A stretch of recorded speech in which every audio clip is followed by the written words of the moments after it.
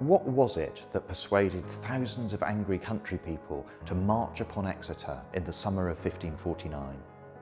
What do you know about the Western Rebellion of 1549, one of the bloodiest rebellions of the entire Tudor period? And did you know that many of the central events took place right here in the city of Exeter? Our play explores how England's greatest religious revolution transformed everyday life here in the southwest.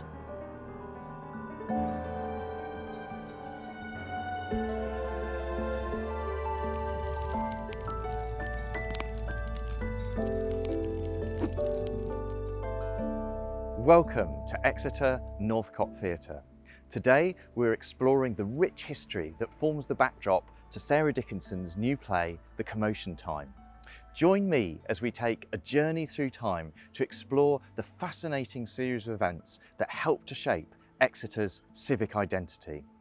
At the beginning of the 16th century, the inhabitants of the city of Exeter, like the inhabitants of England as a whole, were loyal sons and daughters of the Catholic Church, the inheritors of a vibrant religious tradition which stretched back over many centuries and which they celebrated throughout the year in a number of festivities, including annual parochial saints' feast days. So here we are in Exeter Cathedral with the magnificent Great East Window above us. Exeter had its own special saint, St Sidwell, allegedly a virtuous maiden who was beheaded with a scythe by pagan haymakers in the fields outside the city. At the spot where her head fell to the ground, a spring of pure water instantly gushed up, and this was believed to have miraculous properties, and it became a site of pilgrimage. And St Sidwell's Day was celebrated in Exeter each August. But during the 1530s, England's traditional religious culture came under attack.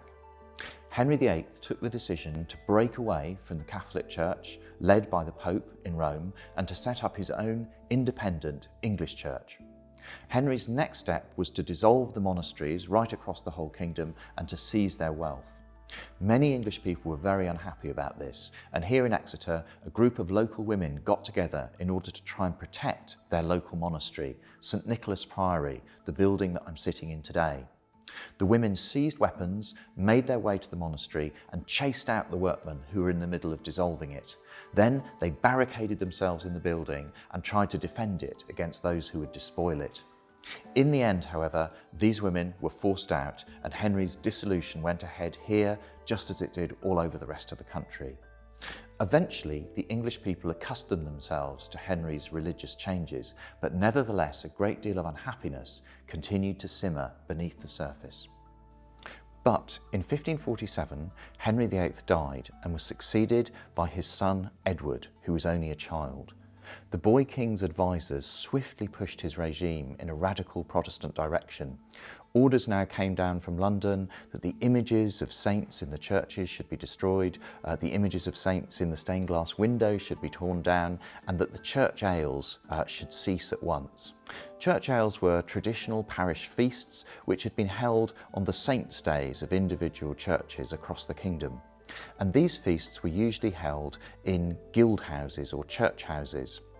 These were, if you like, the equivalent of Tudor village halls, which were to be found in parishes across the kingdom.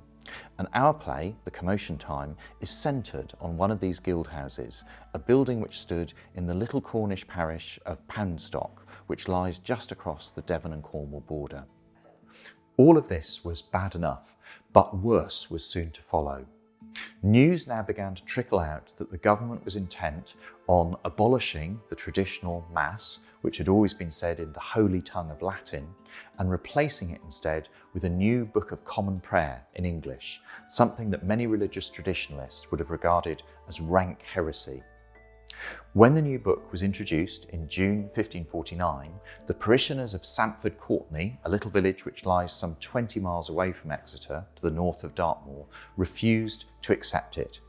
Instead, they persuaded their vicar to revert to the traditional Latin Mass. News of what had happened spread like wildfire, and soon hundreds of people were gathered at Stamford Courtenay. And it wasn't long before these protesters began to march on Exeter. And as they made their way towards the city, they sent a series of letters in advance of them, demanding that the citizens should join them in their religious protest. In late June 1549, the members of the Chamber, or the Council of 24, the body of rich and influential men who governed Tudor Exeter, met here at their headquarters in the Guildhall to consider the protesters' demands that they join them. Eventually, the councillors decided that they would defy the protesters, and they sent back a letter in which they denounced them as rebels and traitors to the crown and told them that they would never admit them to the city.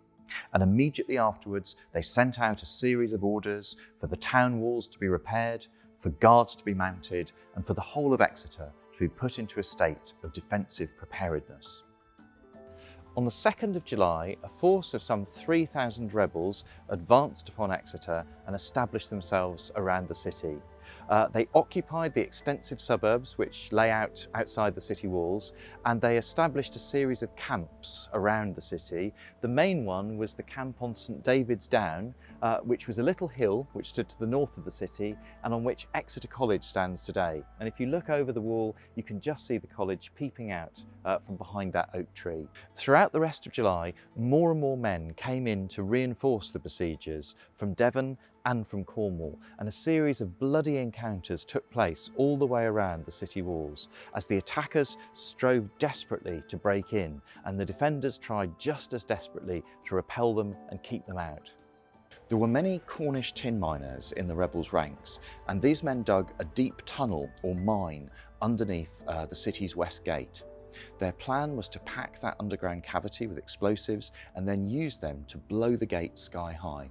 But the defenders caught wind of their activities. They dug a countermine, and then when they'd broken into the rebels' tunnel, they ordered the citizens to gather up as much water as they possibly could, and then to pour it down the steep hill that we're standing on today, Stepcot Hill.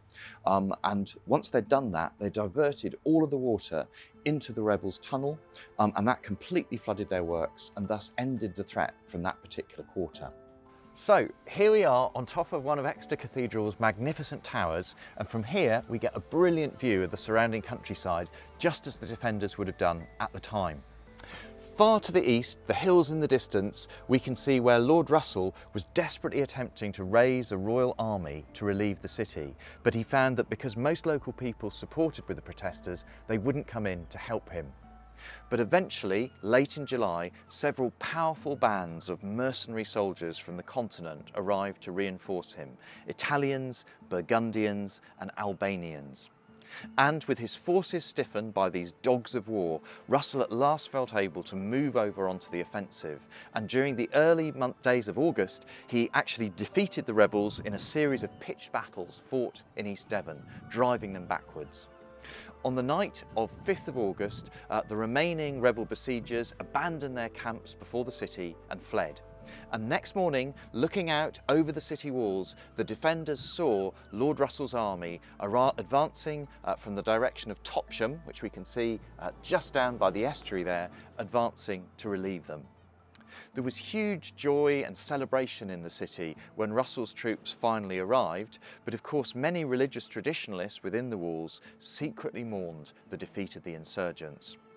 Russell and his men spent a few days in Exeter resting and regrouping, and then towards the middle of August they advanced to seek conclusions with the remaining rebel forces.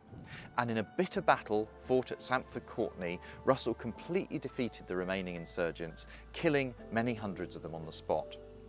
A brutal period of repression followed, in which the royal forces hunted down and executed many of the leading rebels. And indeed, one of the chief rebel captains, the vicar of the Church of St Thomas, just across the river from Exeter, which we can see over on the far side of the Exe there, the vicar of St Thomas was actually taken to the top of his own church tower and then executed by being hanged in chains from a gallows which had been erected there for that specific purpose. It's thought that some 4,000 local people died during the Western Rebellion, making it the biggest catastrophe to occur in the West Country since the Black Death. With the accession of the Protestant Queen Elizabeth I in 1558, all hopes of reviving traditional Catholicism now began to fade. The city governors made the 6th of August, the day of the city's relief, a day of commemoration that they would celebrate into the future. And meanwhile, St Sidwell was completely erased from the city's public life, marking a complete transformation in religious life here in Exeter. Some years afterwards, the town governors resolved that the Latin phrase Semper Fidelis, meaning ever faithful, should be adopted as the city's motto, thus ensuring that Exeter's loyalty to the Crown in 1549 and its part in defeating the rebellion would never be forgotten. These dramatic events formed the backdrop to Sarah Dickinson's new play, The Commotion Time, premiering at Exeter Northcott Theatre in October 2024. And so, after the passage of 475 years, the rebels and their story will finally be welcomed inside the city walls.